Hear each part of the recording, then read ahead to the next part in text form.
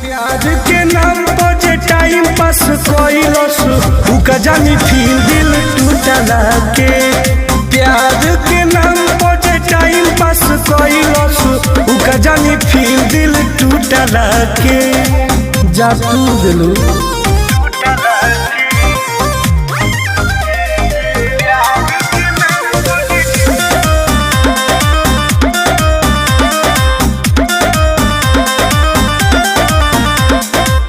बात न होखे तो रात न कटे, फोनवे पर रहे नजर हाथों न हटे।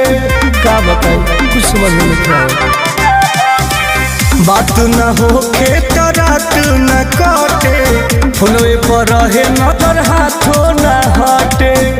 आज नई के जरूरी जान झूठा प्यार करके दुनिया ही लूटला के।